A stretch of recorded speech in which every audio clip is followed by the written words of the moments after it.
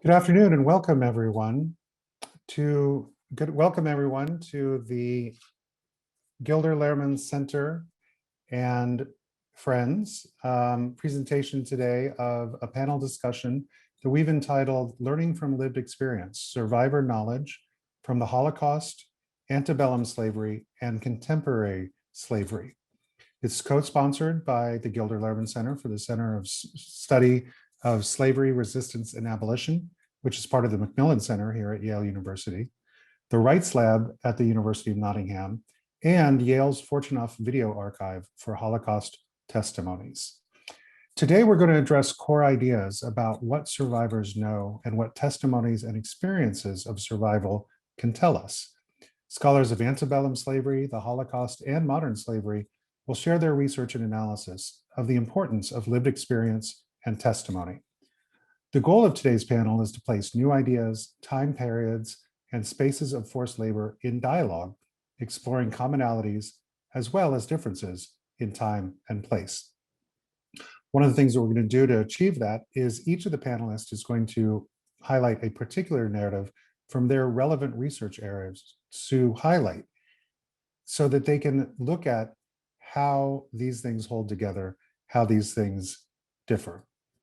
Those narratives afterwards will be put together and will be up on the sponsoring institutions' websites, and we'll give you information on that later.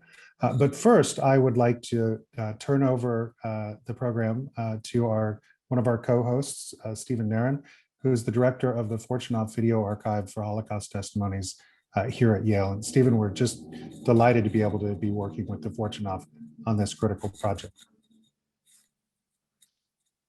Thanks, Lou. It's an honor for me to represent the Video Archive here today and to support the important work of the Gilder Lehrman Center. I'd like to thank Louise C.deBaca, David Blight, and Michelle Zaks for including us today in what I'm certain will be an enlightening and productive discussion. The Fortunoff Video Archive is here because we are an archive that contains thousands of testimonies of survivors, witnesses, and bystanders of the Holocaust, many of which experienced and discuss in detail forced or slave labor.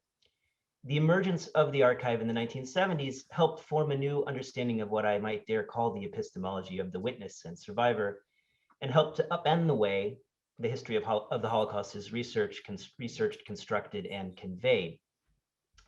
For those of you unfamiliar with the Fortunoff Archive, it began in 1979 as a grassroots community effort here in New Haven and came to Yale in 1981.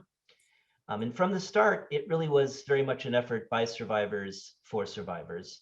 The organization involves survivors, children of survivors, and their allies at every level, including fundraising, arranging of tapings, opening their homes to organizational meetings. And this rootedness in the survivor community has been crucial to the development of the archive's methods, its policies, and how we promote use of the collection. The goal from the start, which will resonate with Minh, I believe, was to listen to survivors and to provide them with an opportunity to be heard by an empathic listener.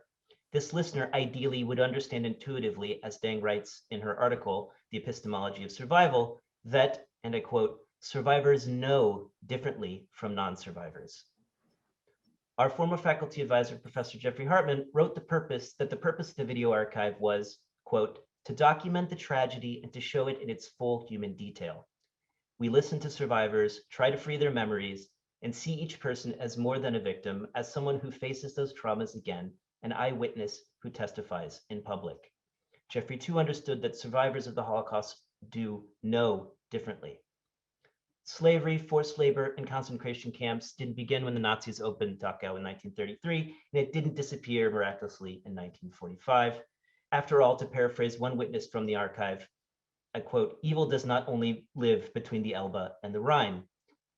There's an ongoing struggle against contemporary forms of slavery, and it is our hope that Holocaust testimony can help inform that study, debates, and policies that emerge, and we dedicate ourselves to an understanding of, as Dang writes, the, quote, lived experience of survivors of slavery in both slavery and in freedom. In her article, Dang emphasizes the focus on survivors' ongoing struggle once free, or in Fortunoff vernacular, post-liberation, and her hope that recognition of their, quote, knowledge, histories, and expertise will serve as the core of anti-slavery efforts rather than continue to tokenize or marginalize survivor voices, end quote. The Fortunoff archive recognizes itself in this kindred struggle and welcomes a broader discourse on this topic that includes insights about Holocaust testimonies from thinkers like Lawrence Langer, Jeffrey Hartman, the archive's advisor Timothy Snyder, and many, many others who dedicated themselves to understanding similar voices, but from a different period. Thank you for having us, and we look forward to the discussion later. Thank you, Stephen. I think that one of the things that as we look at this interdisciplinary approach and the inter-university approach that Yale is doing with our colleagues and partners from Nottingham, is a long and strong connection between Yale and Nottingham. I think that we're harnessing the power of each one of our own disciplines. And certainly for me as a law professor and as a law professor from the Latino community, I've often worked in the footsteps of the early critical race theorists from about 20 years ago. And one of the things that we see, I think, as critical is this combination of voice scholarship, inter-community alliances, and the recognition of the many simultaneous identities and interests that we each carry throughout the world.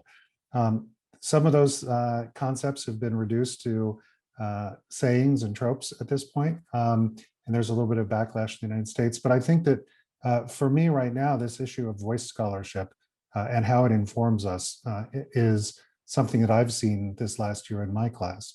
And I think that one of the things that it's gotten me to start thinking about from my perspective as a non-survivor, but someone who's worked in and against modern slavery for this time period, is the notion of freedom itself, and which is one of the reasons why I'm so excited to be able to introduce our keynote and our, for lack of a better word, provocateur today, because that notion of what freedom is, not simply locomotive freedom or the ability to walk away, but freedoms as concepts. And that can be the freedom to express, the freedom to engage, the freedom to insist, and the freedom to define one's circumstances and oneself. And so it's with that in mind, as far as what I've been thinking through lately about freedom, that I am delighted to be able to introduce a colleague, a friend from over the last decade, and such an important part of the movement that I consider myself to be part of, fighting modern slavery, and that is Dr. Minh Dang. Minh Dang is a research fellow at the University of Nottingham's Rights Lab. Her very recently completed thesis in politics and contemporary history at the University of Nottingham is entitled Well-Being in Our Own Words, Survivors of Slavery Defining Well-Being. Dr. Dang is also a co-founder and the executive director of the Survivor Alliance, an international non-governmental organization focused on building sustainable communities with, by, of, and for survivors of slavery and human trafficking. Her public service career has included serving as a presidential appointee to the inaugural U.S. Advisory Council on Human Trafficking and as a board member for the Human Trafficking Legal Center. In 2013, she was one of the 15 Asian Pacific Islander women named a champion of change by President Barack Obama for her work to empower survivors of slavery and trafficking. Though she now is in the UK, she is definitely a California girl and a two-time alum of the University of California, Berkeley. She earned her bachelor's in sociology and her master's in social welfare there, with an emphasis on community mental health. You might not just see her on fora like this, but you might see her down at your local farmer's market, or if you're local, or if you're lucky enough to get to the national parks, you might see her in Yosemite and out on the rest of the hiking trails. With no further ado, our keynote today, Dr. Dang. Thank you, Lou, so much. Hi, everyone. It's so great to be here with you today. I am going to try and keep to my time because I am very excited to learn from everyone that's here. So the title of my talk today is Learning from Lived Experience, an Epistemology of Survival. So I know that there are academics and non-academics here, and I want to say that this word epistemology scares all of us in different ways. So I'm going to attempt to explain this epistemology as best as possible so that everybody here can understand it, but I do recognize there may just be some pieces that I won't be able to cover. So hopefully, if there's any questions, you can ask me at the end. As C.deBaca said, former ambassador to the tip office at the Department of State in the United States, I am a scholar and an activist, and so I bring both hats to this role. This is part of my PhD. So I will not be talking, unfortunately, about the well-being aspects of my PhD, but what this is really at the heart of it, which explains why my PhD was done the way that it was. And so first, I just want to go over the basics of epistemology, which is how do you know what you know? So at the core of this, we're really looking at how do you justify your knowledge? Do you know the world is round because you yourself did the research?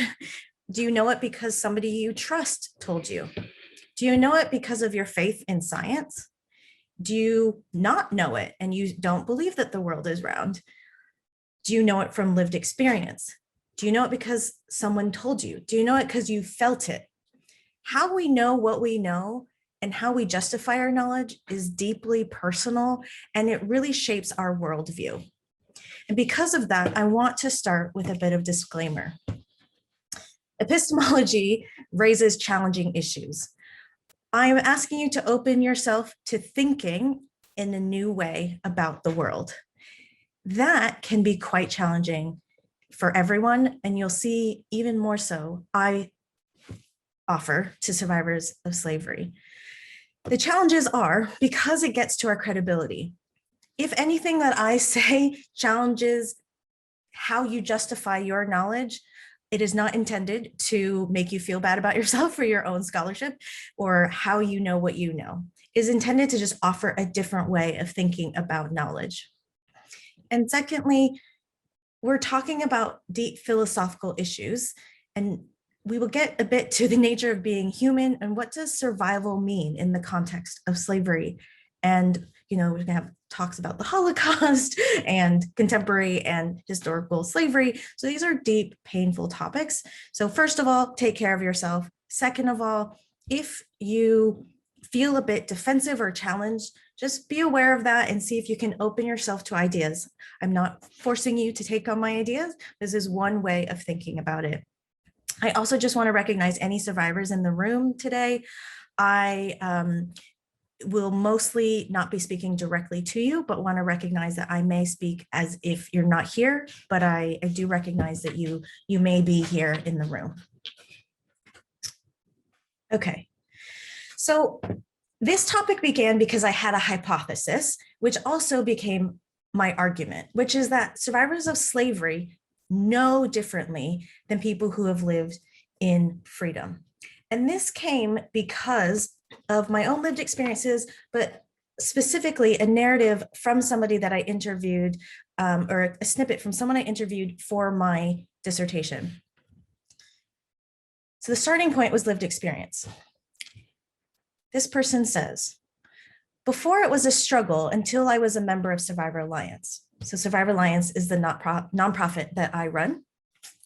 And before I was a member of Survivor Alliance, and at least there at Survivor Alliance, I met people who has gone through the same thing I've gone through, who knows the things that I know, who express the same things. So it's like we talk the same language, we understand each other, unlike the people who don't know anything. And then they're talking about trafficking, but just looking at you like you're crazy or something.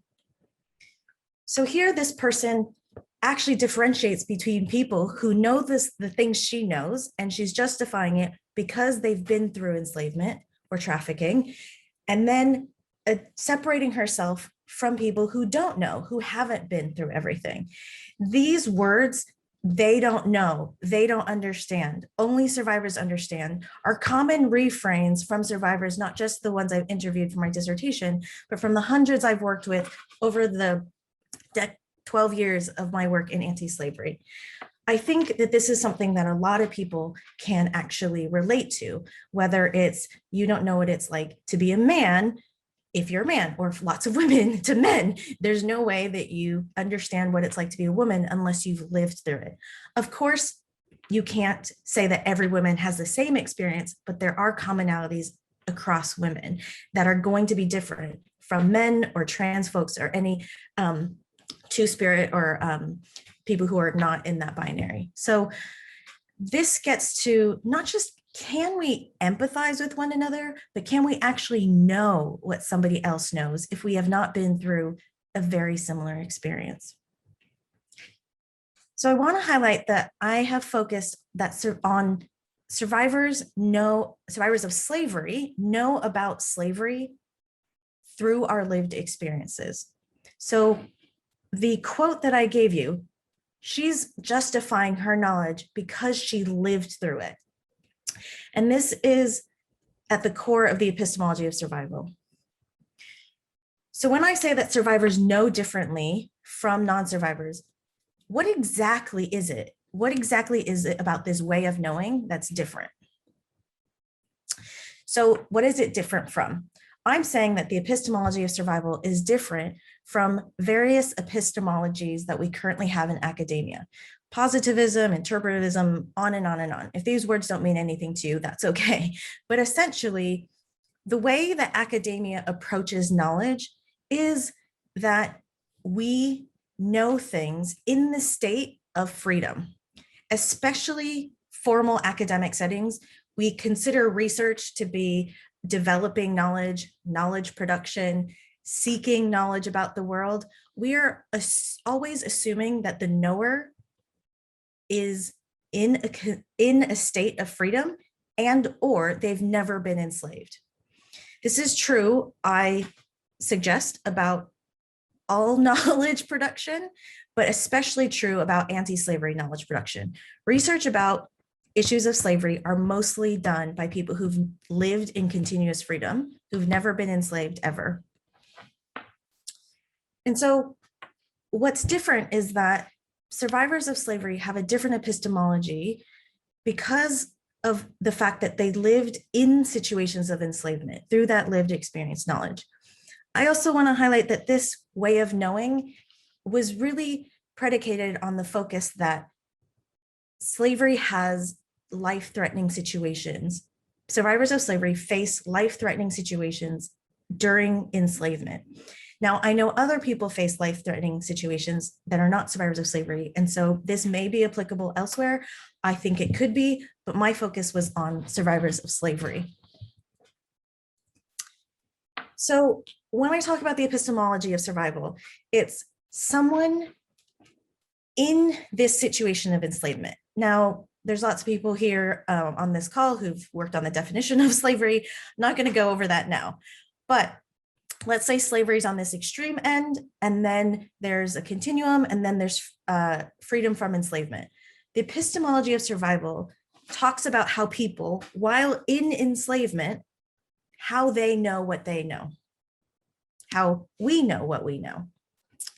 And then hopefully, once someone exits enslavement, then they can transition to a different epistemology. But I will share with you that that's quite difficult.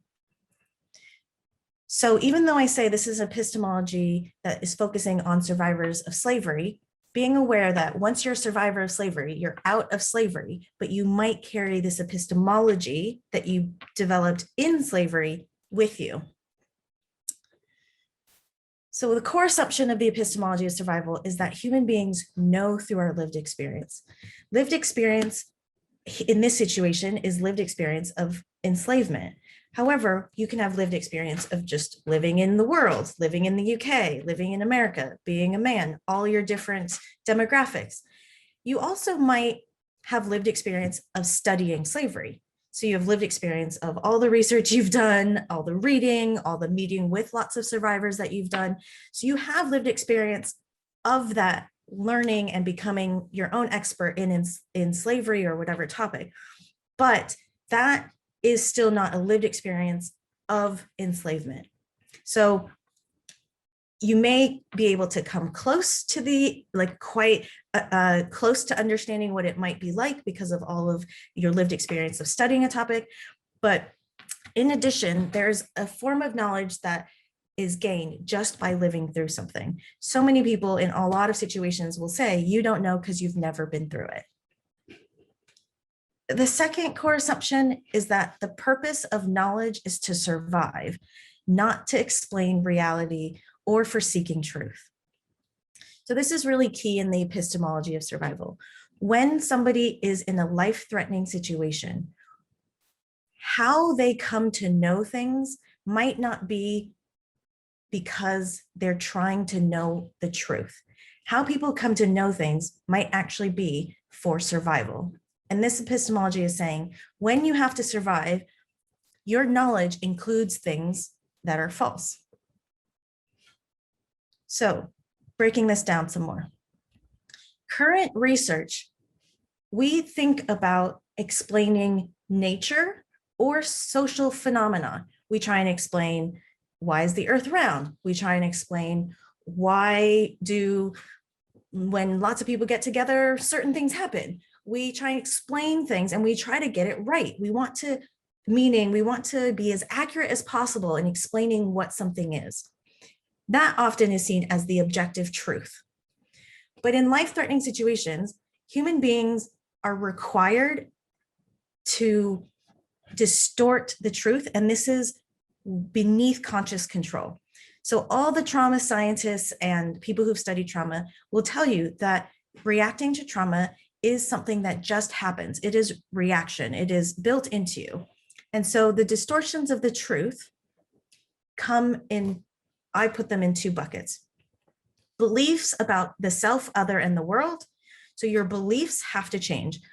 I deserved enslavement.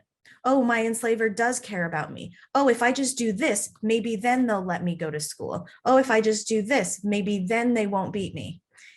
That set of beliefs allows someone to feel powerful and have a sense of control of the situation. It also has the sense of diminishing the sense of danger. Similar dissociation from bodily sensations and cognitive impairments. In situations of life-threatening danger, someone has to feel numb, can't remember, really diminish what's going on, because the overwhelm of the situation, actually Kathy Carruth, who studied Holocaust survivors, talks about it, where you cannot be a witness to yourself in that situation. And so in these situations of life-threatening danger, survivors' knowledge is to survive, build a whole world based on what we would consider falsehoods to live through it. I'm bad. If only I did better. I deserve this. There's no way out. No one cares about me, and on and on and on.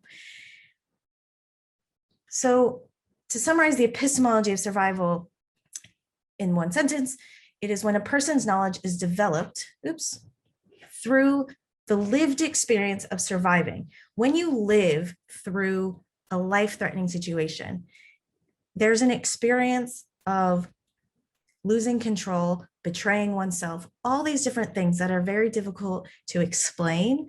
And it is why survivors, I believe, say you can't know it unless you've been through it. And so that knowledge is because of surviving the life-threatening situation, and that knowledge, you have to distort truth and have your information be in the service of survival. So to break that down for what this means for anti-slavery work, anti-slavery knowledge carries epistemological biases of people who have lived in continuous of freedom. So all of our information currently, mostly about slavery, is not from survivors of slavery. Yes, there are some narratives, and there's more and more narratives, but there are few survivors who are actually going beyond just sharing their narrative and analyzing asking research questions, saying this is what we should collect in terms of the data, interpreting it, having a different lens. We've gotten used to saying our racial bias, our gender bias, our white privilege bias, all these biases in our work, but we don't acknowledge our continuous freedom bias. And then what that means is that our interventions also don't recognize and support survivors to move on from an epistemology of survival. So I'm going to give you a doomsday picture that hopefully brings us down to the ground. So we've got somebody who actually leaves enslavement. During enslavement is when they have this epistemology of survival. I'm actually safe, I'm fine. I like it here. I don't want to leave. I'm being taken care of enough. Oh, at least I get fed. All of these different reactions. I am actually dead tired, but I can work through this broken leg and exhaustion. So all of that distortion of the truth is there. People exit. We have these gaps in direct services that you can read elsewhere exist. People don't have support to recover from trauma and to address and to pursue well-being. So what that means is that this worldview that kept people alive now is existing in a world where they don't face life-threatening situations, the same life-threatening situations, but trauma reactions, not having sustainable housing, not having sustainable income, there are still things that don't make life very stable. So in this time where there's a gap in direct services, people are still going to feel like their life is threatened, not just because when trauma ends, you can finally feel everything, right? You hear this in car accidents. You have a shock, you don't feel everything till later. When trauma ends, finally you can feel stuff and you're feeling it delayed. So you're going to feel as if it's life-threatening. You couldn't feel that during the life-threatening situation. So you're feeling life-threatening things, memories, and your life is not stable because of the lack of support. So 5 minutes, thank you. So in order, we all know this, if a belief is working for us, we don't give it up. So if you're still in some sort of life-threatening situation, maybe not the same as enslavement, but you don't know if you're going to eat, if you have a house to live in, you don't know if you're going to survive this nightmare or this trauma reaction, why would somebody give up the belief system and the way of living and knowing that helped them survive? People require a great deal of safety in order to give up belief systems, even if they're maladaptive to the current state of freedom. If we do not provide these direct services, survivors are not going to feel safe enough to challenge their epistemology. We find that academics already, qualitative versus quantitative, in a state of freedom, nothing, their lives are not at stake, will even go at each other about the epistemology. So how does someone who the epistemology literally kept them alive, how does someone let go of that? If we don't create that safety, we're not going to have survivors who have enough space to look back at that epistemology, question it, articulate it, and be able to share that information with the larger field. And then that leads to knowledge production remaining absent of survivors' epistemology. And then policies and programs that are made based on that knowledge is also going to lack survivor epistemologies. Now, there is work that people do to get lived experience expertise. You know, Survivor Alliance does that. You can have survivors consult. There's the Voices Scholarship, but I'm talking about something more than just telling the trauma narrative. I'm talking about survivors' interpretive analysis of their survival that will give us a different way of understanding slavery. So my recommendations: prioritize trauma recovery and well-being and economic stability. If survivors are not safe, letting go of the worldview that kept them safe is going to be very challenging. Invest in and empower survivors to lead prevention and intervention. This concept of non-survivors trying to help people exit slavery. Sure, there's go in and take people out, but we have these posters, we have all these things. But if someone is in the mindset to survive that, they deserve it, they believe it, etc., it's going to be quite hard to have these random strangers and posters convince you that you're going to give up everything unless you have a guarantee of safety. So we need to work with survivors around how much is enough to give you hope to take a leap, to go from, I don't know if I'm going to survive out there, but this is not enough anymore. I'm going to try. I'm going to give up everything that I know about how to survive. I'm going to try something else. That is why empowering survivors to lead prevention efforts and intervention is so important. And then, of course, engage in co-production with survivors and develop survivor scholars. I think that it is possible. I've been through it myself as a survivor who was exploited in the commercial sex industry and enslaved in that industry and had to do other work.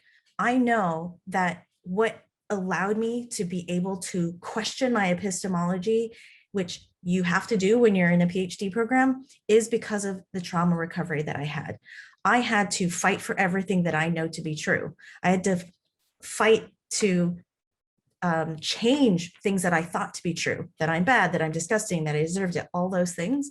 And the process of shifting my epistemology and my understanding of the world, and even to recognize that other epistemologies exist and that that doesn't challenge my own. If we aren't able to shift from epistemology to epistemology, and especially if we cannot frame shift to survivors' epistemology, we are going to be sorely missing the insights of survivors in our work. With that, I will close with, of course, a Frederick Douglass quote that I suggested if we don't understand the epistemology of survival, then we won't be able to give survivors what they want, which is to give us our freedom, to give us the freedom that was intended for us, all of our rights, the freedom that is promised when everyone says freedom from slavery is better. But if freedom from slavery still makes me live in a state of existence of needing to survive, that is challenging. So please work with us. Please learn about how we have to make that transition and include that in all of our work to address contemporary forms of slavery. Thank you. Thank you, Minh Dang. I'm certainly already abuzz with how I can start to think about what I do a little bit differently based on not just reading your excellent paper, but I think that presentation especially. In the immediate, though, I think that we are hoping to hear from three distinguished scholars who will be able to react a little bit to the provocation that we've put out for all of ourselves. And I'm going to introduce everyone, and then we're going to go through them in chronological order, which means that we'll start with Antebellum issues. We'll move into Holocaust and Gulag issues, and then we'll bring it up into the modern era. And so with that, a few introductions are in order. David Blight, he's my boss, so of course I need to say good things about him. He is the director here of the Gilder Lehrman Center at Yale, and is not only a voracious collaborator and a empath non-pareil, but I think any of you who've been lucky enough to read his books, not just the great big ones that win the huge prizes, but even his more intimate studies throughout the year, I think will realize that this is a scholar who really is reaching for poetry as well as empathy in bringing back people's stories and people's experiences. And I think that a lot of that comes back to him getting his start as a high school teacher and really thinking about people as he thinks about his scholarship.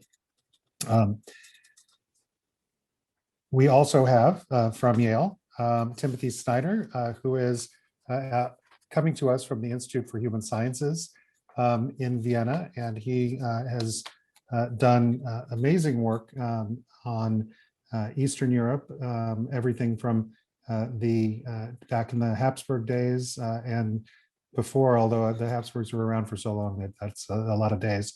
But very much, I think, as we're looking at the issues in Ukraine, Poland, etc., if you're serious about thinking about that part of the world, you're going to be reading Timothy Snyder. He has been at Yale, but also was a Marshall Scholar at Oxford, and holds orders from many of the countries in which he studies. Probably more importantly, he has inspired through his work film, sculpture, plays, exhibitions, and songs in both punk and rap styles. Finally, as far as our panel is concerned, we have Dr. Andrea Nicholson, who comes to us from the University of Nottingham. And she is doing the yeoman's work on the modern slavery survivor voices and experiences, has been not just developing ways to interview survivors, but then going out and using that cognitive interviewing skills to bring together what is rapidly becoming one of the most important and most useful libraries of narratives, in no small part because it is set up in a way that can actually harness not only the reader, but also machine learning to be able to go through and really see what happens once we start coding and everything else. And so with that, I want to welcome our panel. And David Blight, if you can start us off with chattel slavery and antebellum slaves and their narratives. Thanks so much, Lou. I wish I had the power to give you a raise after that introduction. And great thanks to Zoe Trott in Nottingham, my colleagues here, Lou, Michelle Zaks in particular, and Daniel Vera for helping organize this, and Stephen at the Fortunoff. We're thrilled to be doing this with the Fortunoff Center. Minh, I want to cut right to the chase and have a few remarks, although we could talk for the next hour just about your paper. I enjoyed reading it. It made me think a great deal about Douglass, and particularly his autobiographical writings. And I can't thank you enough for quoting him at the end, and I can't resist quoting him either.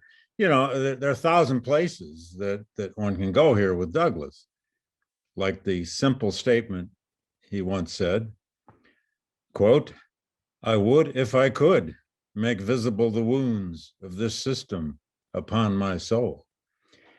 He said that many different times, many different ways, and it's an acknowledgement, I think, that Douglass was trying to say something like you were saying. I wish you in freedom could grasp what my unfreedom really was like. I'm fascinated with your idea of freedom bias. You troubled me with that. I got annoyed with that, which I think is what I'm supposed to. And I could push back a little on that, particularly maybe when we get to the Q&A.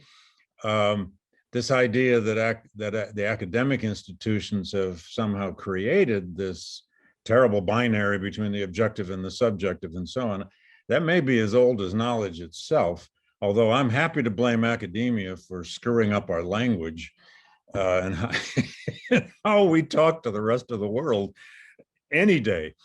What I most liked about your paper was this idea of fantasy. The role of fantasy, that's the word you use in the paper, in the way in which a person enslaved or under terrible duress invents all kinds of mental mechanisms of survival. And God knows Douglass did. His narratives, his 1,200 pages of autobiography are full of his imaginings, those beautiful, powerful metaphors in Douglass, whether it's the sailing ships on the Chesapeake that he imagines himself on, or one of my favorites is Simpler, where he says, quote, I used to contrast my condition with the blackbirds in whose wild and sweet songs I fancied them happy. Their apparent joy only deepened the shades of my sorrow. I once had a chance to walk around on the Y plantation when I was staying there. Went out one morning, gorgeous spring morning, and I thought maybe all that blackbird talk from Douglas was just a metaphor.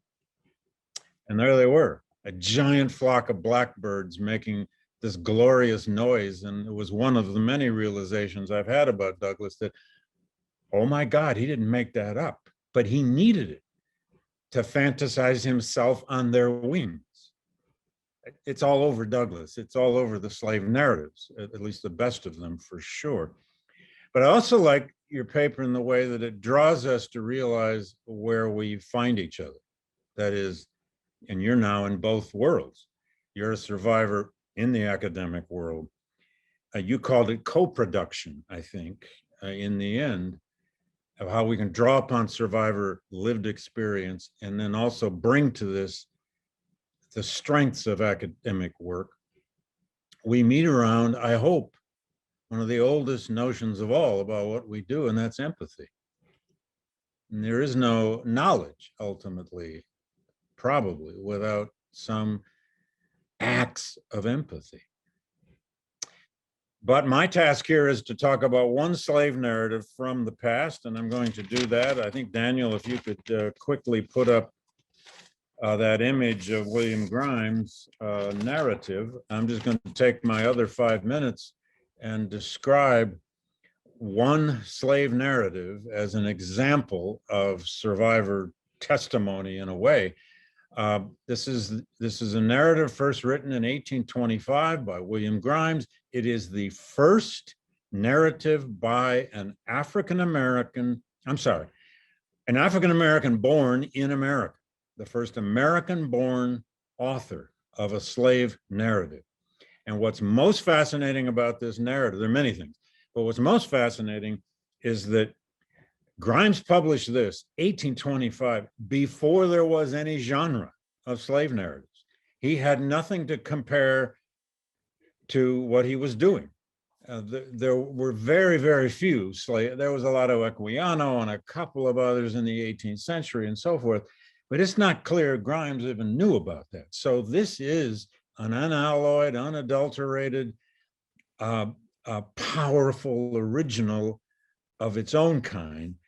And it's unique in that sense because he had no sense of writing in some tradition about his experience as a former slave. Grimes was born in 1784 in King George's County, Virginia. He was the son of Benjamin Grimes, Jr., a slave owner. His father was a slave owner. It's not clear if he owned Grimes. Grimes will go through 5 different owners. He was sold the 5th time in 1794. His first attempt at an escape came in 1799. He got to visit his mother a final time at the age of 20 in 1804. He was sold over and over again. I'm sorry, the 5th time he was sold was actually 1811, excuse me. And he was sold into Savannah, Georgia, a whole different world from central Virginia. He worked at one point during the War of 1812 on a British man of war, which was captured by the Americans. He escaped from Savannah, his 5th attempt at escape. This is an epic story. His 5th attempt at escape was in 1815. He escaped on board a ship called the Casket. I kid you not. He came to New York City. From New York City, he walked to New Haven, Connecticut, where he became a kind of a general jobber. He did all kinds of odd jobs. He lived for a while over in New Bedford, Massachusetts, where he got into some tangles with the law. He went through 2 court cases and 2 acquittals. He lived for a while in Litchfield, Connecticut, where he got into some more legal tangles and 1 conviction. And by the early 1820s, he's back in New Haven, Connecticut, living on Chapel Street, for those here in New Haven and know New Haven. Again, all kinds of jobs. He was a barber, he was a grocer, he sold fruit on the street in a basket, hence this drawing of Grimes. But Grimes's final owner, a man named Wellman in Virginia, I'm sorry, in South Carolina, Georgia, demanded in 1823, once he found Grimes, that Grimes would either be re-enslaved or he must pay him for his freedom. And Grimes cobbled together $500, it's not clear how, and purchased his freedom, which broke him financially. In 1825, he wrote this narrative, this extraordinary narrative called The Life of William Grimes, a Runaway Slave, written by himself. He's going to live in New Haven, Connecticut, all the way to 1865. He will republish that narrative in 1855 in a new edition with a short epilogue. And he will be buried in 1865 in the Grove Street Cemetery, right over here at Yale. And I have left out a lot of other details about his extraordinary saga. But let me say a word about the narrative and close it out with this, and we can come back to this. His narrative is written when he's 40 years old. He's essentially homeless. He writes it in part to make a few bucks. He says that quite openly. He pleads with readers to buy this and read it. He was untutored. On the other hand, this thing is unmediated. There's no evidence anybody edited this. He published it on his own. There's no record of any reviews anywhere. It's not clear how widely it was read. The tone of the book is resentful, it is bitter, it is angry, and it is someone looking for solace if he can find it, though there is no redemption story in William Grimes's narrative. It is all about his sense of pain, his sense of injury, his sense of loneliness. In fact, loneliness is a major theme in the narrative. It is not a spiritual and religious narrative, a conversion story, as some of the later slave narratives are. There are no white friends or imprimaturs who endorse the book, which is a famous part of the later slave narratives, like Douglas's. It is full of candor. It is at times profane. It has lots of interesting colloquial language. He has a voice, and it's an extraordinarily angry, hurt, wounded voice. His best critic, Bill Andrews, has called it a record of his psyche. Now, it is also about a lot of physical extremes that he experienced. And you talk about survival. It's full of problems of hunger and problems of lice and on and on and on. Now, I just want to end, though, by saying, once again, stressing that in the genre of slave narratives in the United States, and there were about 65 to 68 actual autobiographies published before the Civil War by ex-slaves, and approximately 55 to 60, depending on how you define them, written after the Civil War, after emancipation, up to about 1920. So we're talking about a genre of actual autobiographies by former slaves in the low hundreds. That's not a lot, but many of them now, of course, are very, very famous. But when Grimes just had to decide to end his story, he crafted what I think is the greatest ending of any slave narrative. I would rank it number one. Douglas is number two. The ending he put on My Bondage and My Freedom, the second autobiography, is my second favorite ending. But here's my first. And it also shows how Grimes had a sense of political consciousness while crafting this in the middle of the 1820s, before there's really much in the way of any kind of organized anti-slavery movement. This is how he ends his narrative. I hope some will buy my books from charity. How's that? But I am no beggar. I am now entirely destitute of property. Where and how I shall live, I don't know. Where and how I shall die, I don't know. But I hope I may be prepared.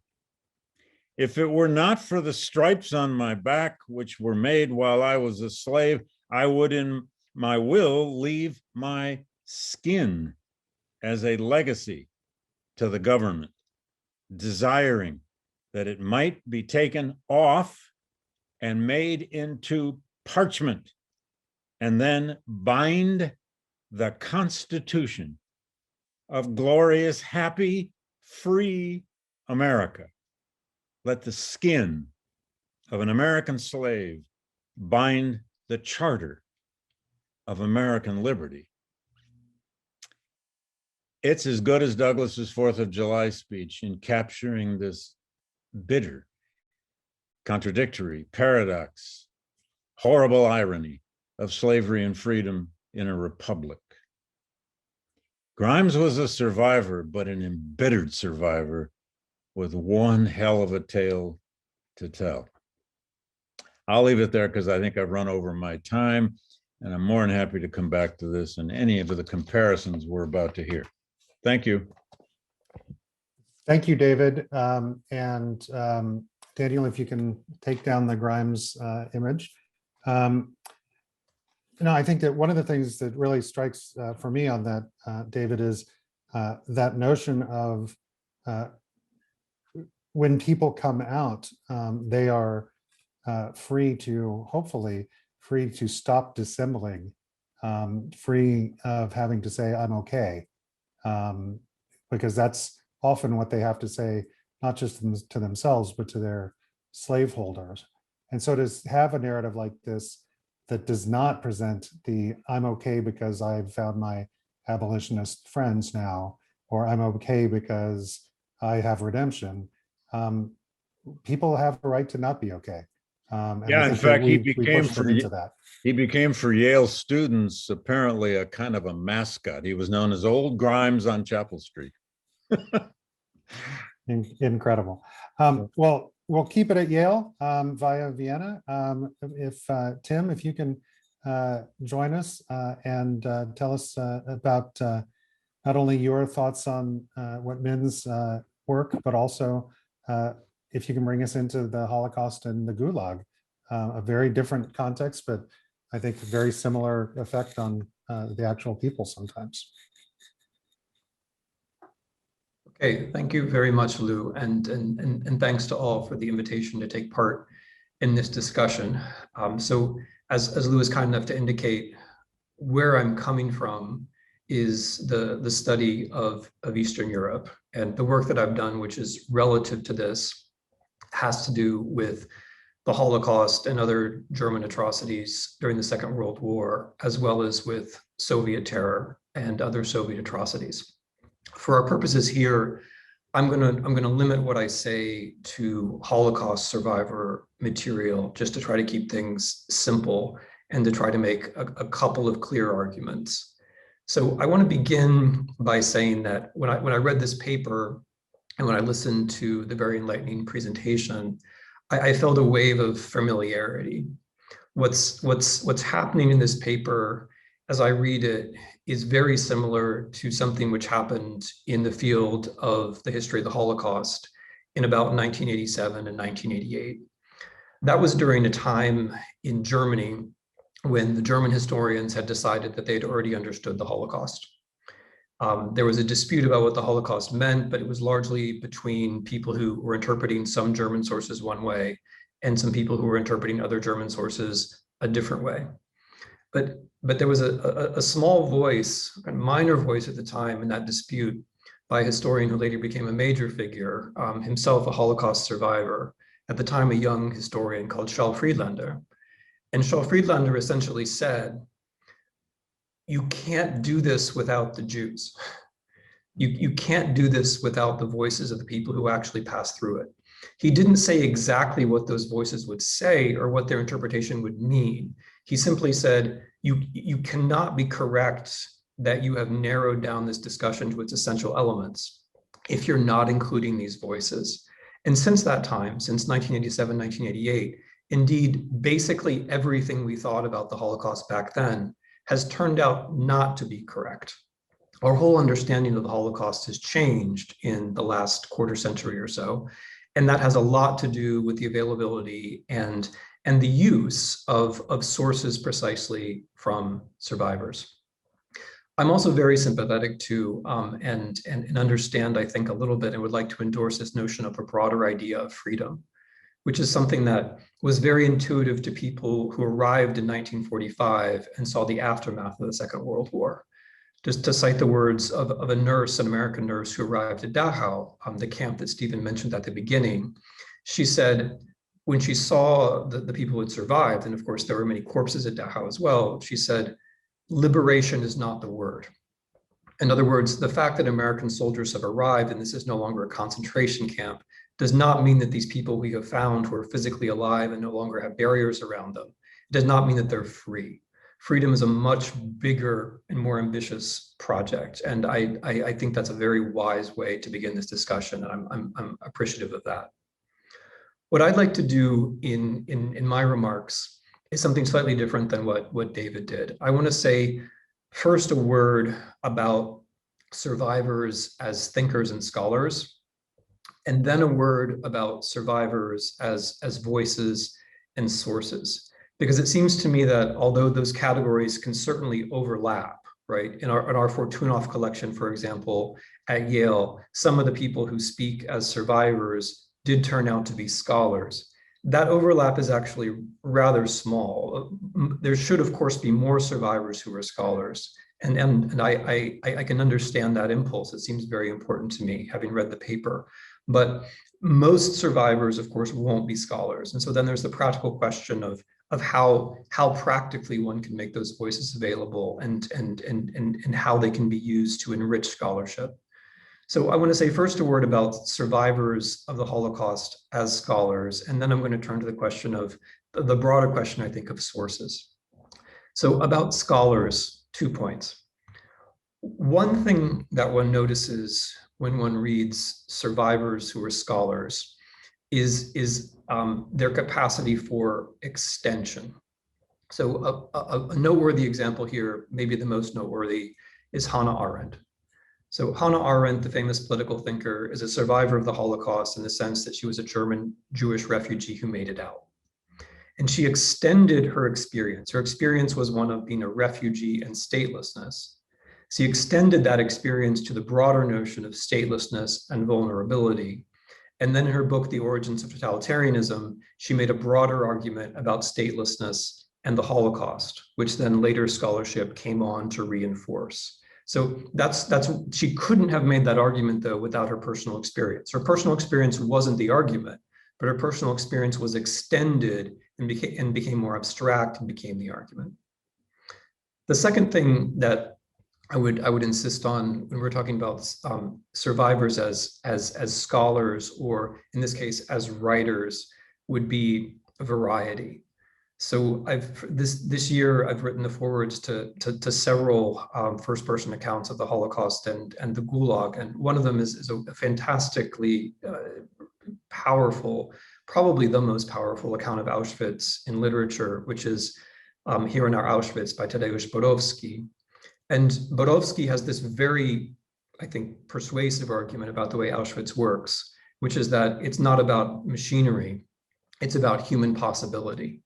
And that's an argument that nobody wants to hear. And it's not the argument that is popular or the argument that wins. And so the point I'm going to stress here is variety. Like maybe the most powerful arguments are also going to be different from arguments that even other survivors are going to make. But now let me just get to the heart of what I want to say, which has to do with sources.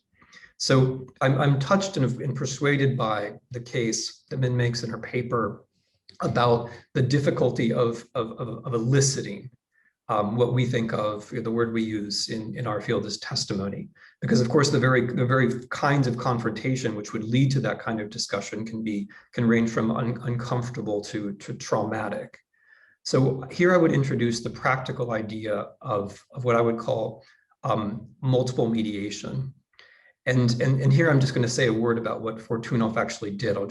Stephen's already introduced it. There was a friendly presence in the room. The people who were taking part were often doing so because their children or other members of their family wanted them to.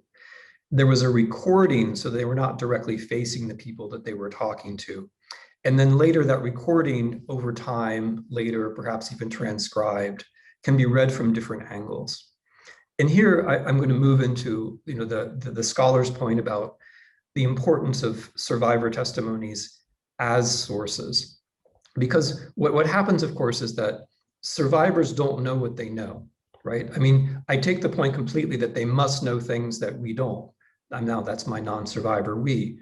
But it's not what they know or how it harmonizes with what other survivors know is only clear when we have the voices of dozens or hundreds or ideally thousands, right? So I make an argument, and I'm going to share a little bit of this argument with you now in closing, on the basis of having read more than 10,000 survivor testimonies. And I couldn't have made the argument on the basis of any one of them. And I think any one survivor also couldn't have made the argument.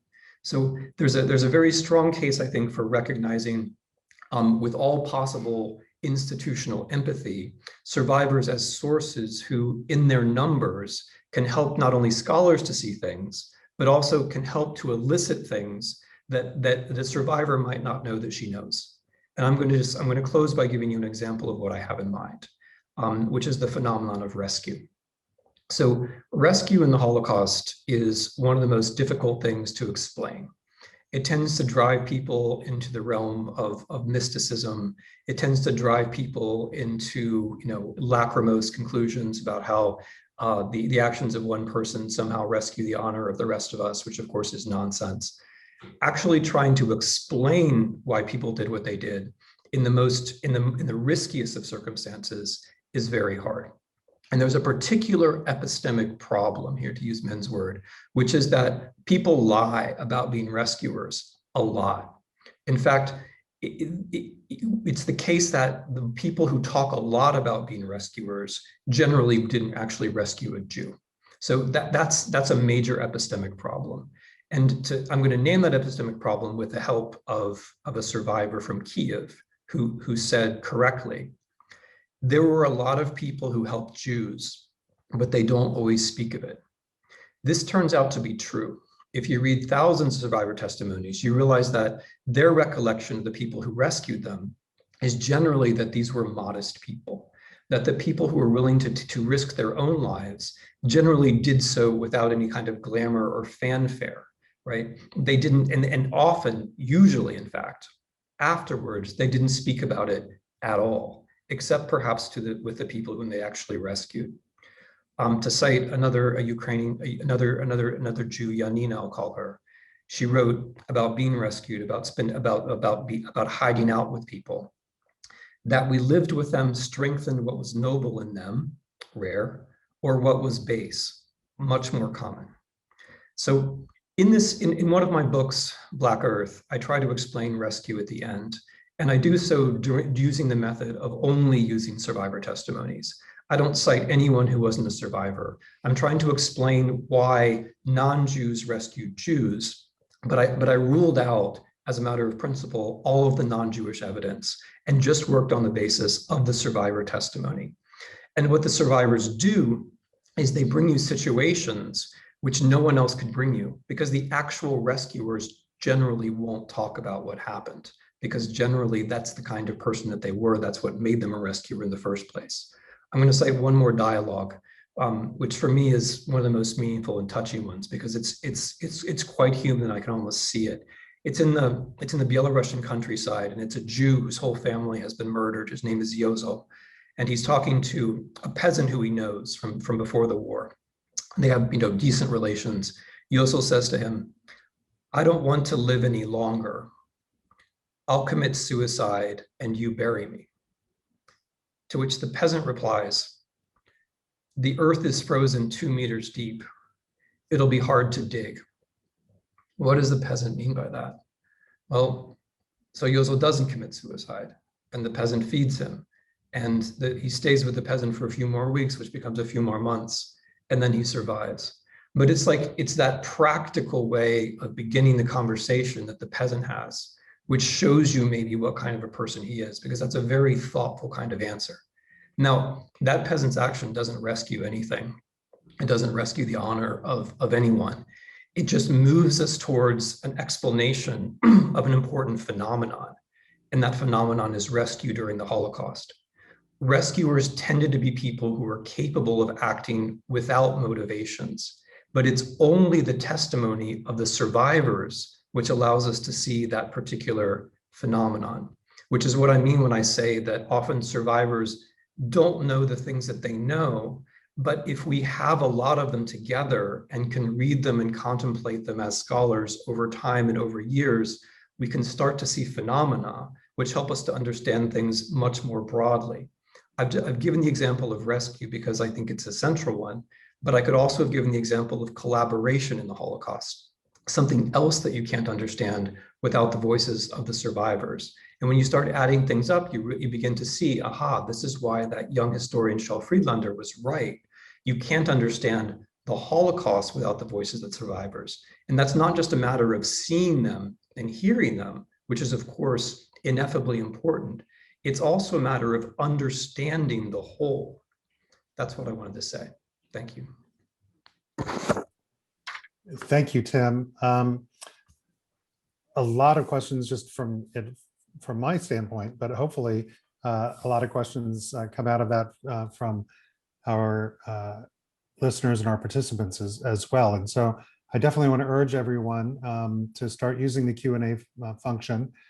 Professor Zoe Trod from Nottingham is going to be leading a moderated discussion with and between the speakers here in a minute.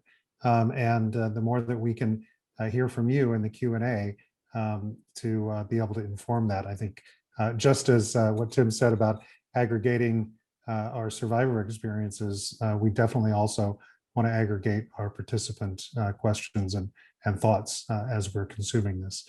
But I want to bring up our ultimate panelist, Andrea Nicholson, who we introduced earlier from Nottingham, who's been doing a lot of that aggregation and a lot of the work with our modern slave narratives. Andrea? Thank you, Lou. As David has said, when I read Minh's work and having undertaken an analysis of hundreds of contemporary slave narratives, which is where I'm coming from today, I could also have gone in several directions. But I want to start first by exploring the importance of survivor voice for us and as expressed by survivors, which I know our other speakers have already touched on a bit, and then move on to explore the realities of freedom that I have observed across that narrative corpus. As a non-survivor researcher, I can't hope to comprehend what survivors' realities mean for anti-slavery efforts without the inclusion and consideration of survivor voice.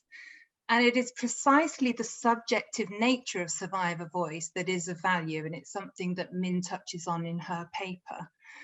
And the acceptance of survivors' narratives as given, the subjectivity of their narratives and their interpretation of events as they are internally formulated and then externally communicated to us is valuable precisely because of that subjectivity.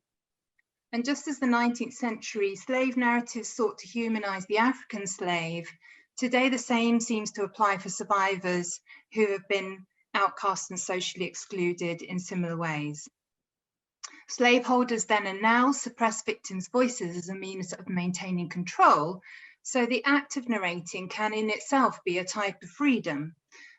It's expressed by survivors as having therapeutic effects, creates a space for self-discovery, and allows survivors a voice that had been denied them during their enslavement.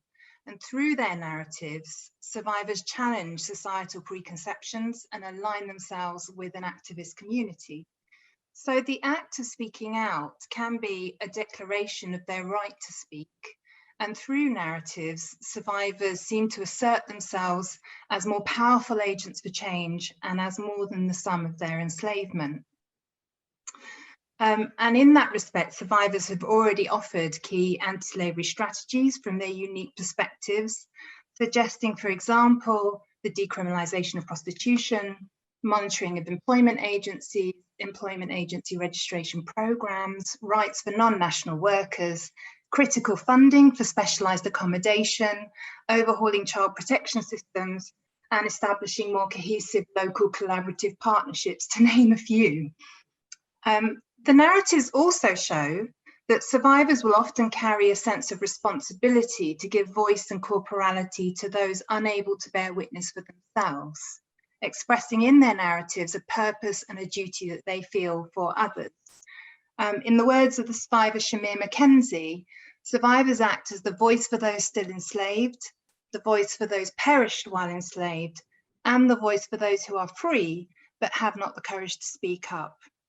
So they therefore offer an important opportunity for survivors to listen to other trauma survivors in their own terms and on their own frameworks.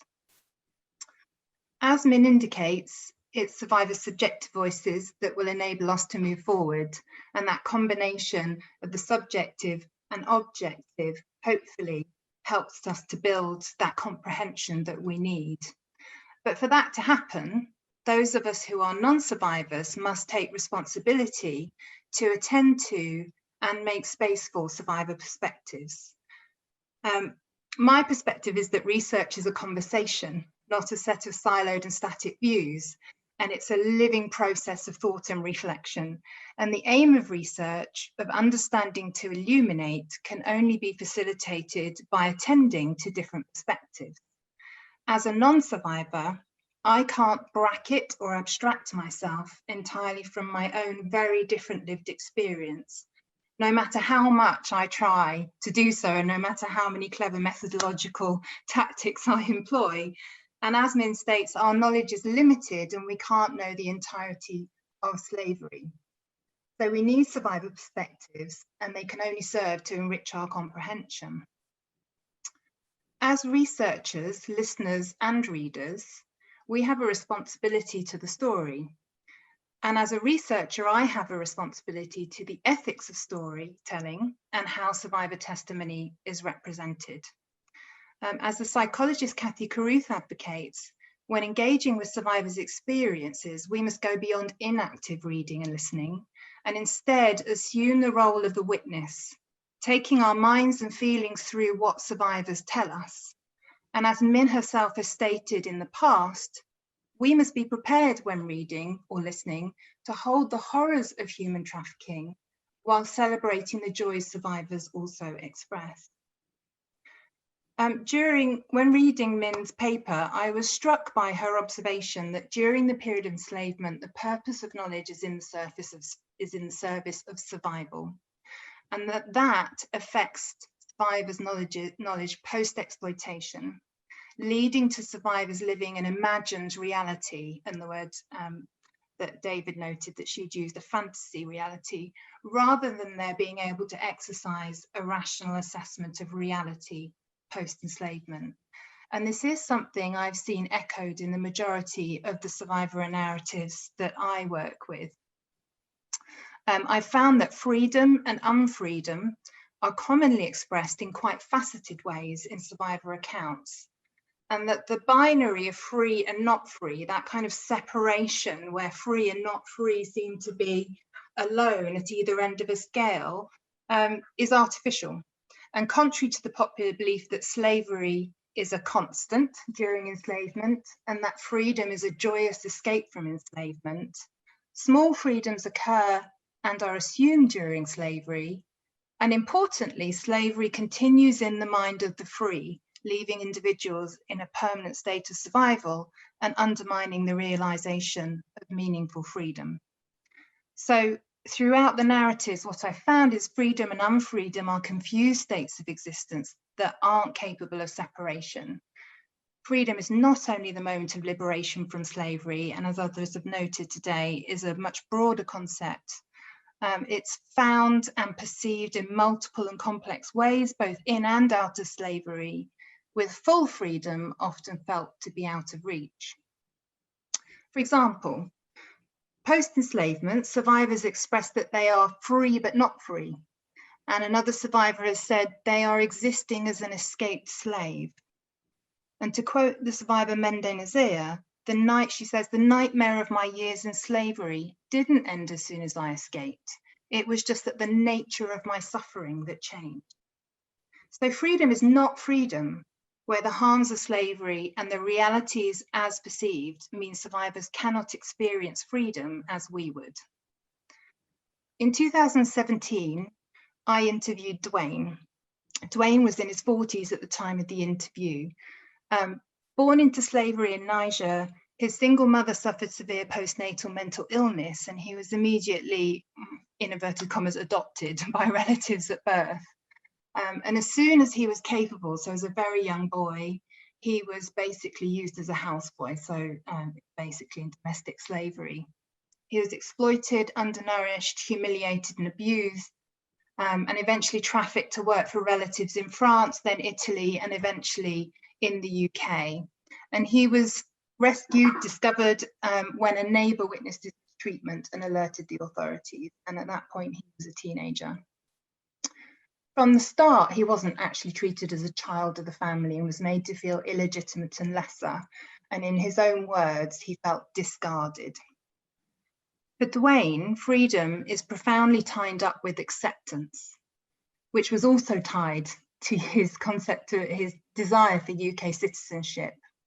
Citizenship was intrinsically tied up with what he saw as a formal acknowledgement of his existence and official confirmation that he was free. Without citizenship, Dwayne felt that these, the acknowledgement of his existence and freedom, would not be realised. The lack of security he felt in repeated temporary extensions to his entitlement to stay in the UK was felt by him to be a form of abandonment, and that's the word he used. And he explained that a failure to take responsibility for him has travelled with him all his life and into liberation, it being the reason for his enslavement as a child to the reason for his continued unsettled immigration status as an adult. And since his liberation, he's been both homeless and regularly destitute. In his narrative, he equates this lack of acceptance and his inability to move forward with his life as causing him to be chained to his past. He describes it as a shadow, and at another point also describes it as his Achilles heel. To quote Dwayne, he said, "It's 20 years ago. It shouldn't mold my life, but it has. It has, to the point where it's got chains on me that won't release. I try to forget about it and move on, but you've seen that I can't." As part of my interview with Dwayne and with other survivors that I've worked with, I asked him to draw a picture of something that was important to him in his journey, and that could have been anything. It could be a positive experience, anything he wanted to draw, and then to explain his drawing. And he drew multiple things, a pen, cloud, and things like that, which are on the narrative that will be loaded to the website. But of those, two that I'm going to pick out were really key and relevant to this discussion about freedom and survival. So he found ways to visually articulate his situation, drawing a three-dimensional box and one of those spinning top toys that you push down and then it spins and flies around the room. And the box he drew represented himself and was a metaphor for the personas that are necessary for survival, while keeping his sense of real self, as opposed to his projected self, hidden from his tormentors. So the bit on the bottom, that the floor, if you like, where the box was sitting, the part you wouldn't see was the hidden self. And the box was something that he had control over, but we'll see that he also forms a kind of disassociation with the hidden side, which touches on something Minh was saying. The spinning top represented an idea of freedom for him, And it was intrinsically linked to the ability to travel that he had revealed earlier in the interview, which was so crucial to his sense of being seen and accepted. Because obviously, in order to travel, he would need to have his immigration status regularized. The fact that the side of the box that was hidden was connected to his trauma, and in his words, was on its arse, and that he chooses a spinning top that wants to fly as representative of where he wants to be, provides a strong contrasting image of freedom where the weight of the box is finally gone and the top is spinning away. I mentioned an element of dissociation. In describing the box as representative of himself, Duane also depersonified an aspect of his internal landscape by saying he won't let it be shown and doesn't like it to be shown. He also explicitly states that this is a side he hides. So while all the sides of the box represent all aspects of him, he abstracts the side of him that he has consciously chosen to conceal and which is hidden on the bottom of the box. And this complexity is emulated in his statement, his final statement, that he is a lot simpler than you could possibly imagine, but his only issue is that he's so complex. Throughout his narrative, there is also a persistent sense that he's not really participating in his own life since he became free. So the view that slavery and freedom are absolute rather than relative concepts is essentially illusory, as these are states of existence that bleed together. Our self is the product of multiple and competing discourses, which can fluctuate and fragment. So it changes with our experiences, and identities are therefore different in each individual and formed in different historical and experiential contexts, so that identity is neither stable nor internally homogeneous. And this is particularly the case for survivors whose experiences in and out of slavery result in multiple identities that pose challenges to self-identity and liberation. Because our identities form the basis of the associations we develop and our views on societal structures, that in turn affects our life chances and our self-authority. So where survivors' knowledge is premised on survival, this raises important considerations for survivor identities in liberation and what might be needed to realize full freedom. Thank you. Thank you, Andrea. You know, I think it's just so interesting to think about this kind of recasting, not just by the person themselves, but society as a whole. And I immediately thought about David's work on the lost cause and the kind of reconstructing a Southern narrative that kind of belied what had just happened. I might have to go back and read Race and Reunion again in light of what you just said, Andrea, as far as, you know, to what extent were free communities in that time period then being either elided or almost being told that they had to unthink what they had been through so that they could conform to this, you know, kind of misty memories of what slavery was that the lost cause purveyors were pushing. I throw that out there, David, so that you could maybe run with that if you want to, but I am not the questioner here. I am simply here to hand it over to our final participant, who I have not yet introduced, and that is Zoe Trod. Professor Trod is the director of the Rights Lab, which is the largest and I would say best group of modern slavery scholars out there at the University of Nottingham, and is looking across almost every discipline across 5 major research programs, 100 academics, growing all the time, I think, and growing new academics, as we've seen with folks who are successfully coming in, having matriculated through there. Zoe, as I said earlier, was here at the Gilder Lehrman Center, and I think that we see that ongoing connection between Nottingham and Yale is one of the most important relationships that we have And we very much value Zoe's not just her leadership, but her formidable work on survivor narratives and bridging exactly the years that we are examining today. And so with that, I'm going to turn over to you, Zoe, for, I think we have until about 5 till 2. Perfect. Thank you, Lou. Let me thank Minh just for the absolutely wonderful keynote. Let me thank our 3 panelists for their really different but entirely harmonious, I think, and fascinating and rich offerings to this conversation.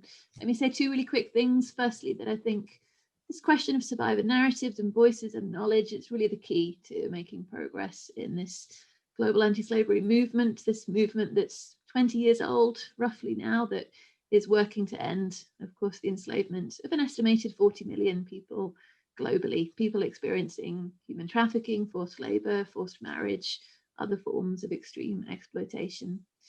And let me say as well, I think learning the lessons of past anti-slavery and resistance movements, other moments of survival in history, is the real key as well to making progress today against modern forms of slavery. And so certainly in the Rights Lab, the team that I direct, where we focused on modern slavery, we repeatedly look back to 19th century abolitionist techniques and texts and tools. We seek an anti-slavery usable past, and we're committed that our research is survivor-led, that it's survivor-informed. And so in projects like Andrea's about narratives, we often look to David's own work to recover and publish lost slave narratives. We look to the work of the Fortunoff archive, because we know that a key lesson of that past is the necessity that survivors' ideas and voices should be central to the work of ending slavery. I have loads of questions, but I did wonder if it might be okay to throw it back to Minh at this moment and just ask for any responses from her to those 3 panel contributions. And I suppose anything you would want to add that helps us knit things together, helps us find those points of connection in this question of survival. Yeah, thank you. Thank you, everyone, and look forward to more discussion. I think I appreciate the recognition of survivor voices and scholarship as different. So that survivors, I agree that there should be many ways for many different survivor voices to contribute.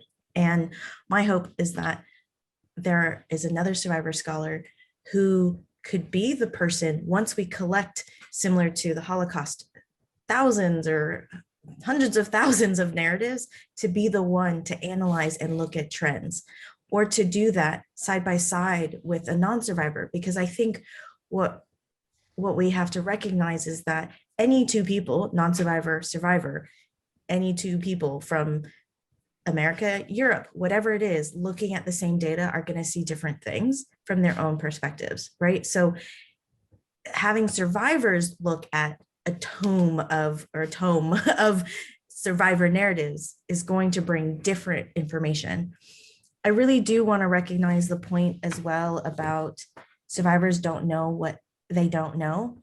And I think in addition to agreeing with that, I think part of what I'm suggesting in supporting survivors to be scholars is to help survivors know what they don't know and help survivors articulate what they don't know about themselves.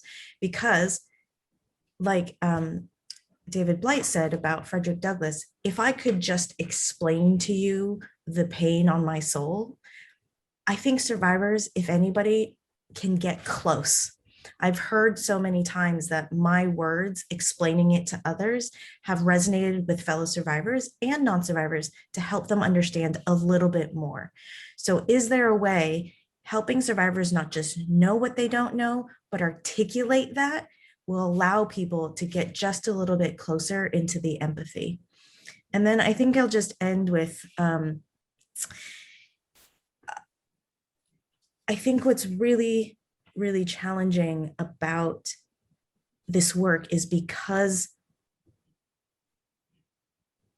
I hear the challenge about the bias of freedom. And I think what's hard is that there's, to my knowledge, less than a dozen survivor scholars of slavery. And I think it is different to be a scholar of slavery than a survivor of slavery and a scholar of slavery. However, I think that just like feminist researchers who were, some people said, no men can research about women. I'm not saying that non-survivors can't research about survivors. I'm just saying that the balance is very off. And until we can have more survivor scholars researching about research, we don't have a genuine opposition potentially to a way of approaching this work. So I agree with everyone in mostly, it's just that I find it easier when you are a part of the dominant group to have critiques of the less dominant group, whereas a lot of what I end up saying is non-survivors don't know what they don't know. And that's equally as important to hold in this, and as much as survivors having false consciousness or survivors having the inability to articulate our own knowledge. Wonderful, thank you. We have a question from Paula, which I think segues really nicely in from what you were just saying, which is about, it's initially about your research, but I think it could also be a question thrown out to everyone about if this discussion also applies to people who have been incarcerated. So people who have been through the criminal justice system, who have found different survival mechanisms. And in some ways it's a question about, we're putting 3 different eras in history in conversation. How much broader can we go with this discussion about survival? How is this epistemology on offer beyond the Holocaust and antebellum and contemporary slavery? Let me pose that to Minh, but just invite any of our panelists to dive in as well.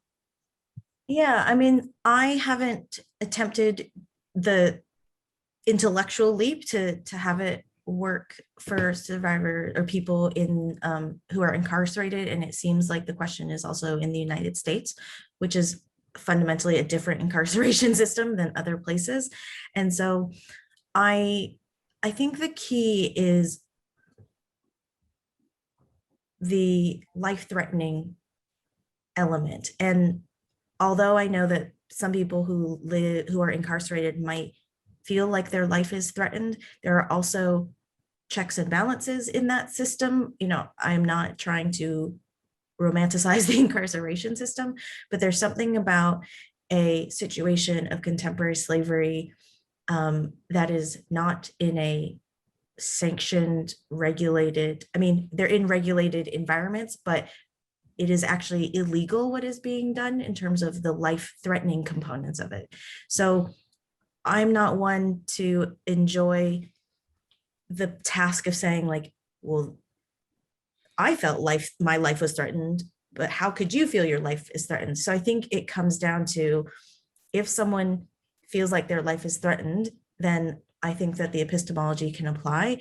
And there's some social situations where we know that life is being threatened, and there's others where maybe it can be, maybe it can't be. So I think it really, for me, initially my response is that it depends on the level of actual existential or physical and existential threat to non-existence. Thank you. Let me pause and see if any other panelists want to come in on that question. It's fine, if not, go ahead, Lou. Yeah, I would simply suggest to folks a good book on this is Robert Chase from over at Stony Brook has a book called We Are Not Slaves, in which he looks at a lot of the prison litigation in the 60s and 70s, but especially how Black and Chicano prisoners in the Texas and Louisiana systems of that time period were looking to slavery as an organizing principle to describe what they felt that they were going through. Now, part of that is that, you're talking about Parchman, Angola, and Sugarland, which were slave plantations that had then been turned into prisons. And so it was not really a metaphor, what those men were living in the 60s. That's not necessarily how the US penal system now works, in no small part because of the lawsuits that those men And it was in men's prisons that they came out of. But the lawsuits that those men brought, I think showing that they had agency, but there was also something to them recognizing their situation within a 13th Amendment context, a slavery context, that actually helped them have the agency with which they were able to create a new narrative and take action and make change. So it's We Are Not Slaves is the name of the book. Rob Chase over at Stony Brook. Zoe, just a quick point on this. We at the GLC, we did, I don't know, a month ago, a panel about the Yale Prison Education Project, but many universities are doing this now. And I think the place to go on this, and this could be a very rich research comparison. There are education projects going on in prisons now, and men in particular are coming out with the beginnings of college degrees. And we had a survivor of 20 years of incarceration on the panel who was about to finish his degree. And it'd be I don't know if he's on this today, I hope he is, but it'd be fascinating to ask him, you know, about survivor knowledge, about, you know, how this should be researched and so on. So I suspect this is a subfield of this that is only just started. Lots of former prisoners would have a lot to say about what survivor knowledge is, I'm sure, whether they faced a death situation or not. Thank you, David. Go ahead, Timothy. I just wanted to say that even when we don't identify situations as being structurally similar, nevertheless, an element of one can help us see an element of the other. So one thing that some colleagues at Fortunoff did a few months ago was to put together a film in the discussion under the title The Last Time I Saw Them, which is about child separation. So child separation may not be the essence of the Holocaust, but it is something that you can see in the Holocaust. And if you see it in the Holocaust, then you might see more clearly child separation in other contexts. For example, the contemporary US, which isn't to say that the two things are structurally the same, but it is to say that one can be a tool for understanding another. And on incarceration, I just wanted to mention apropos what David said, that this fall, along with the philosopher Jason Stanley, I'm going to be teaching at Yale a class called Mass Incarceration in the Soviet Union and the United States, in which we'll be broaching some comparisons that people are probably not used to. Wonderful, thank you. Great idea. Let me pose a question over to Andrea, if that's okay. We have one from Amy asking about strategies we can take to make sure our research is inclusive, takes into account different concerns, just to make sure that survivors aren't experiencing research fatigue. Yeah, so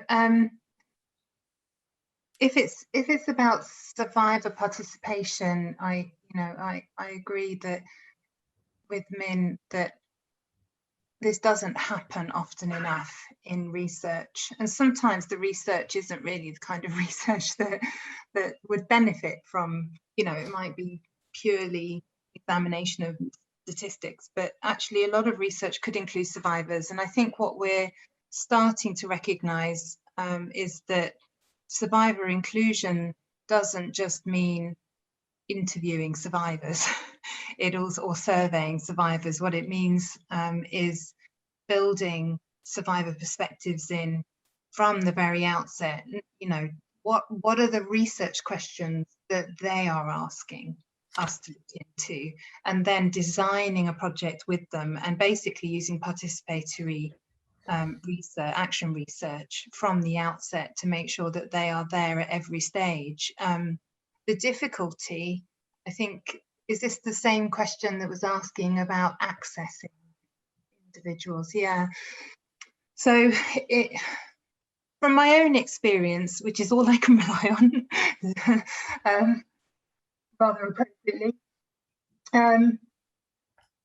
it took me about 10 years to build a really strong relationship of trust with NGOs who I work with, and then with survivors. And I did initially, in the first few years, meet a lot of resistance because researchers had gone in before, in their words, like a bull in a china shop, caused trauma, and then there was a lot of gatekeeping.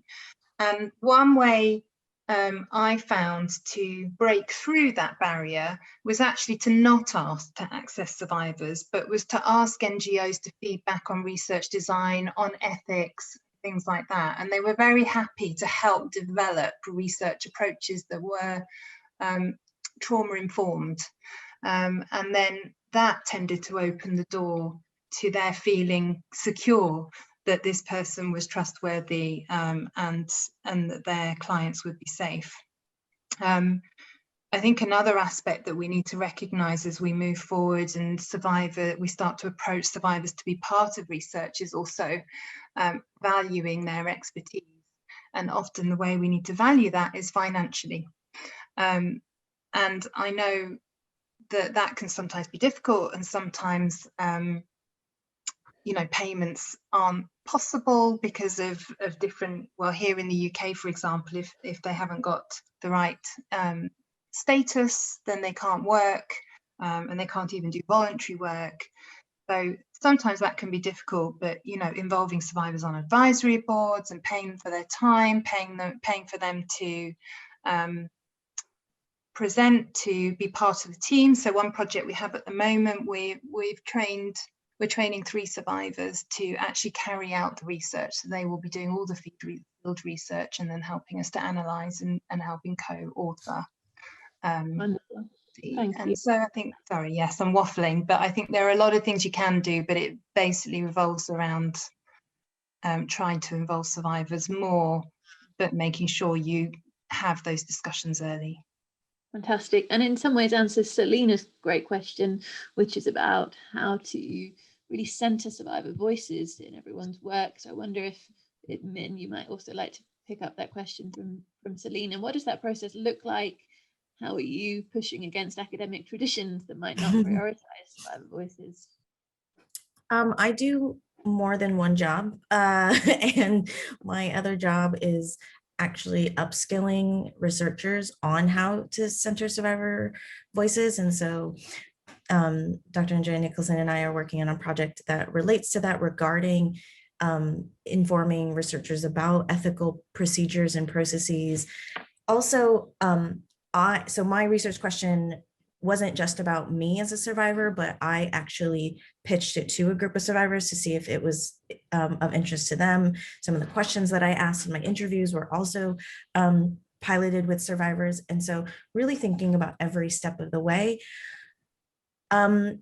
Yes, I have to consciously push myself against academic traditions quite a lot.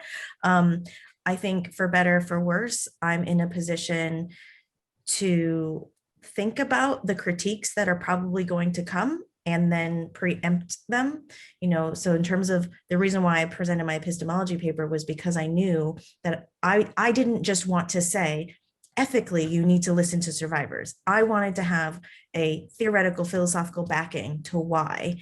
And so I think that, you know, as Audre Lorde, the master's tools will never bring down the master's house. Like, I need to learn some of the traditional practices of academic traditions to speak that language and be a code switcher a lot, from qualitative to quantitative, from lived experience to not lived experience. And so that helps me, but it is absolutely extra work on my part.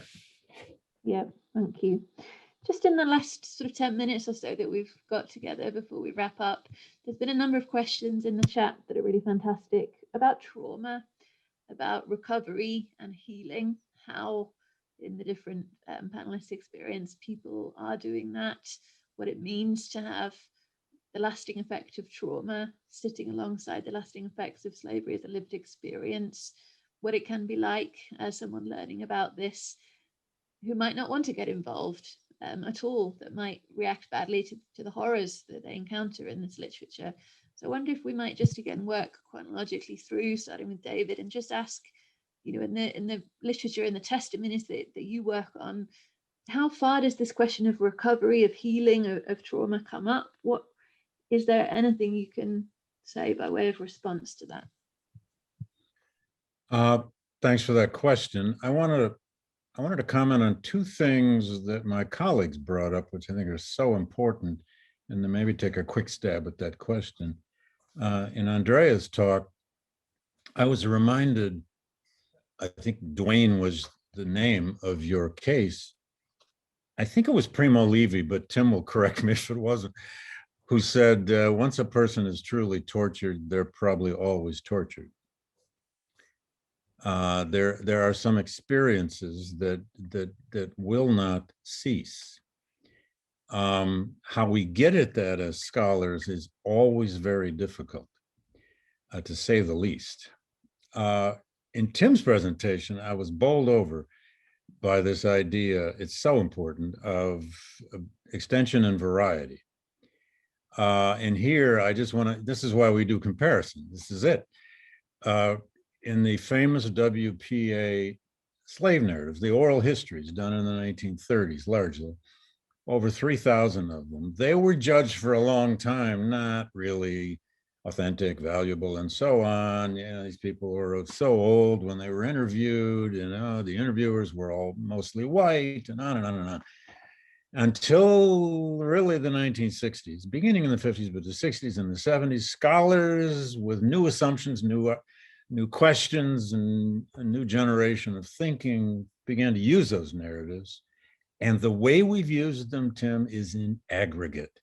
You don't use them as well, this individual said that, so there must be some truth there.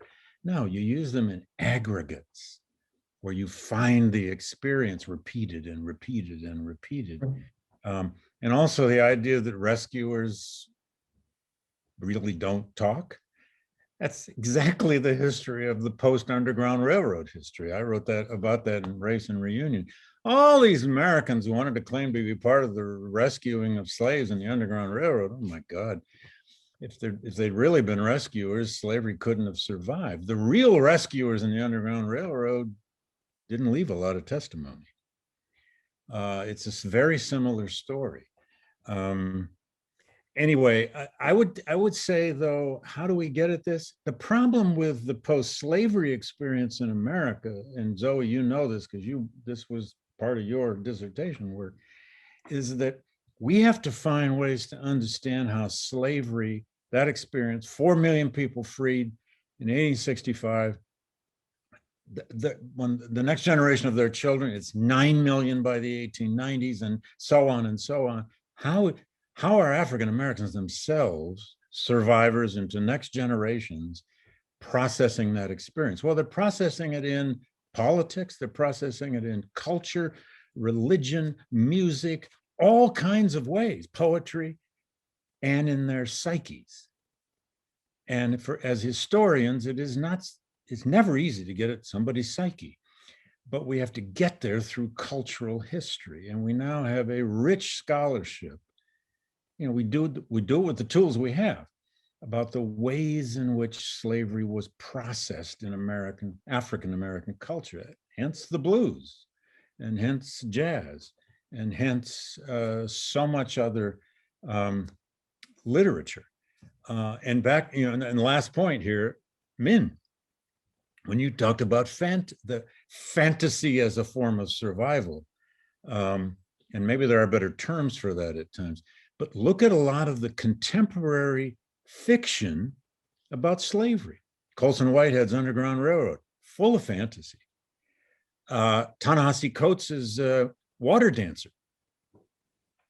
I mean, Harriet Tubman herself in that novel becomes supernatural in some ways. There's a degree of, and he's taking that from African-American folklore. So there's a degree in the remembrance of this by subsequent generations that is itself, to some degree, products of the imagination. This experience survives in multiple generations of imagination, which is why we do cultural history, I guess. Wonderful, thank you. And I suppose passing over to Tim, if he's willing, and let me draw your attention, Tim, to Jeremy's question that's just come in, still about trauma, still about recovery, differences between different survivors, Jewish survivors, Soviet POWs. If you wanted to answer that specific question, brilliant, but the same broad question to you about trauma and recovery, if that's okay. I mean, I can't say that in either the Holocaust context or in the Soviet context that recovery from trauma is a strong element. It would just be misleading for me to say that that's been some kind of major success I won't go into the details, but a particularly strange thing about the Holocaust in the US context is that unlike, for example, contemporary slavery, people have a strong image of what happened, which they get from films. And the reality is, of course, much worse. I mean, incalculably worse, not just quantitatively worse, but there are all kinds of qualities in the Holocaust which are not present in media about the Holocaust. And so that's an odd situation. I mean, let me make a couple of points though. One is that I think the setup, which we've talked about before, and Stephen emphasized in a project like Fortunoff, can get you some way, not out of trauma, but it can get you the voices of people who are speaking for their own reasons, and the reasons are neither recovering from trauma nor scholarship. The reasons usually had to do with other people who asked them, or with Jewish identity, but it was somewhere in between. And that legitimate motivation then ends up being very valuable for scholarship because of the thing that David mentioned, which I was trying to articulate too, which is aggregation. You know, so you see patterns in these survivor sources, which change the way you read the non-survivor sources. And then you put them together and you have something that you don't have. And this only indirectly bears on the question, but I nevertheless think it's important. If you can explain the Holocaust better because of survivor testimonies, that is something, this historical event, this clarified historical event, is something then that survivors have in a certain way, right? It's something that they have. The clearer we can make the history. It's not the same thing as giving someone a voice, and it's not the same thing as recovery from trauma, but it is something. And I wanted to go from there to the point which I got out of Minh's paper about I want to clarify this because maybe I wasn't clear about not knowing what you know. So like individual survivors know what individual survivors know, but what they may not know is how collectively the things that they know help us to understand the entire phenomenon, you know, maybe of slavery, but maybe even some other phenomenon, right? Like in the Holocaust, we only understand collaboration thanks to the survivors, which is totally counterintuitive at first glance. But the survivors, they see things about the collaborators that neither the Germans nor the collaborators themselves are going to see or report. And it's not that they have the whole truth about it, it's just they have this piece that isn't there otherwise. And that's what I mean when I say that people don't know what they know, that like you can bring it together and you can see phenomena, as David was trying to say. So I'm afraid my answer about like recovery and trauma is going to be weak, because I think that to say anything else about the Gulag or about the Holocaust would be fundamentally misleading. And I don't offer these other things by way of consolation, just by way of naming some other positive developments, which I think we have. Yeah, and I do think that is part of the connecting thread really throughout this discussion. You know, the archive that you and your team have built, the narrativizing efforts that Andrea is engaged in. You know, David will be familiar with the use of, you know, poetry in certainly the books he's written about Douglas. So that importance of art and as part of that process. Let me ask Andrea just to close out this discussion with anything she wants to add about this question of recovery in response to trauma from a standpoint of narratives, really briefly, if that's okay, and then we'll pass back to Lou. So I once met a survivor quite early on who said it took her a year before somebody said, you know that you went through slavery, didn't you?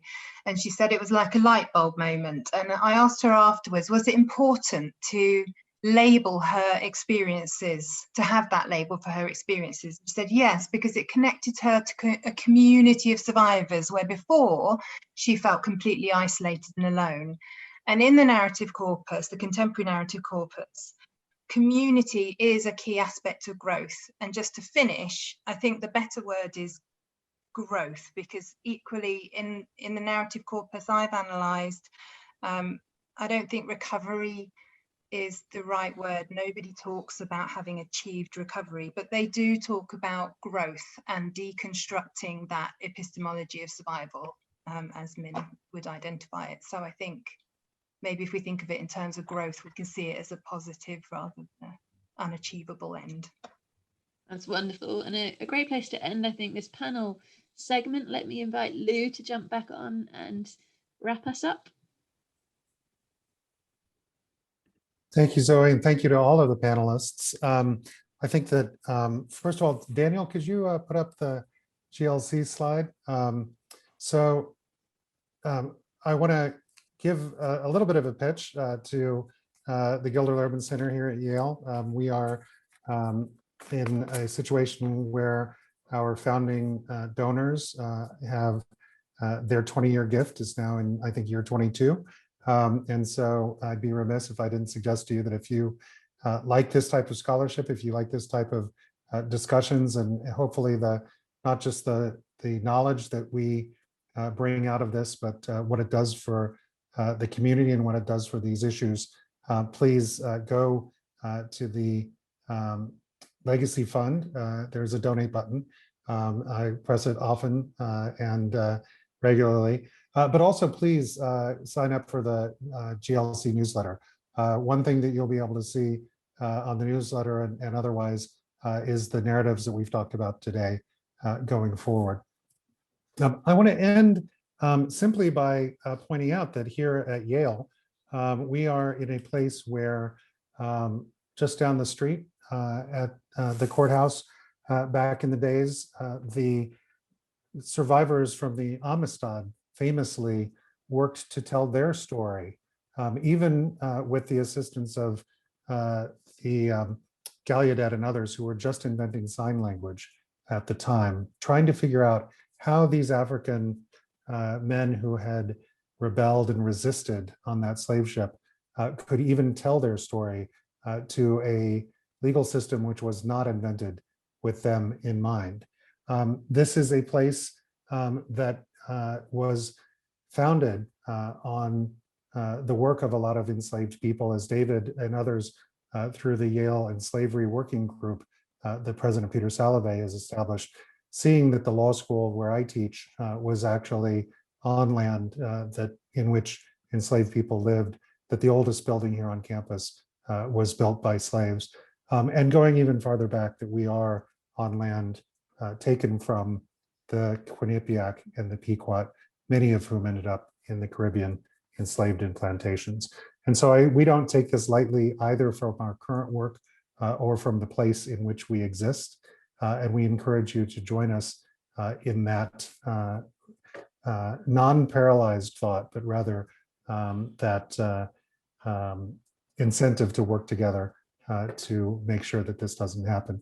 And I want to give the last word actually to somebody who I met years and years ago, who, like the men from the Amistad, was struggling to try to tell a judge what she had gone through and what she hoped that he would do for her and the fellow survivors in her case. And she wrote to him and said, "If I can tell you our stories orally, not in writing, I could go on for days. But who would understand my pain? I cannot express it all in writing. I don't think I can even begin to describe it. It hurts too much to remember. With all of my heart, honorable judge, I hope that you make sure that this will never happen again to anyone, especially to any mothers, ever again." I think that, to me, sums up a lot of what we've been talking about, that notion of thinking not only of herself, but thinking about people yet to come, to think about the broader humanity.